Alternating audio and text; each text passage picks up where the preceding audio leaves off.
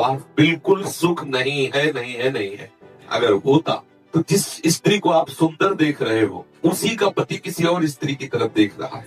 जिस पुरुष को वो सुंदर देख रही है उसकी पत्नी किसी और पुरुष को देख रहे। महाराज भर्तृहरि को इसी बात से तो वैराग्य हो गया।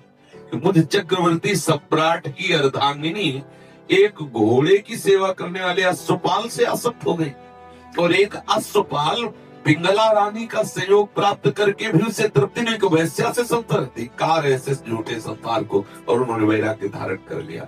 क्योंकि अगर वहां रस हो तो मिले, कहीं है ही नहीं, केवल एक भ्रम कि जैसे मूर्ख कुत्ता सूखी हड्डी को लेकर भागता है और सोचता है इसमें बड़ा सुख है, और जब वो चबाता है सूखी हड्डी को तो उसकी गलफरों से खून निकलता है, हड्डी में देखता है तो उसको एक सुख की अनुभूति होती है, जबकि है नहीं, केवल वो मूर्खता से ऐसा समझ रहा है।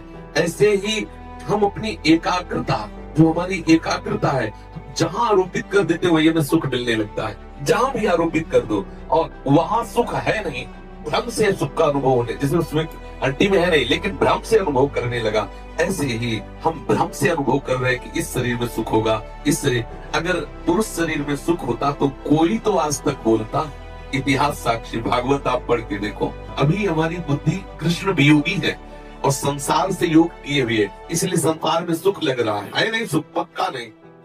कहीं भी किसी से ईमानदारी से अगर पूछवा लो, थोड़ा भी भजन करता होगा तो, भजन नहीं करता तब तो फिर नाली का कीड़ा नाली में ही सुख मांगता है। उसको कैसे बताया जाए कि अमृत की भी कोई एक कुंड है, अमृत की भी एक कोई स्वाद में ही बनती है, वो क्या जाने नाली का कीड़ा, निष्ठा का कीड़ा क्या जाने कि अमृत कुंड कैसा होता है। ऐसे सच्चिदानंद प्रभु के नाम रूप लीला का क्या सुख है, वो विषयी जीव क्या जाने।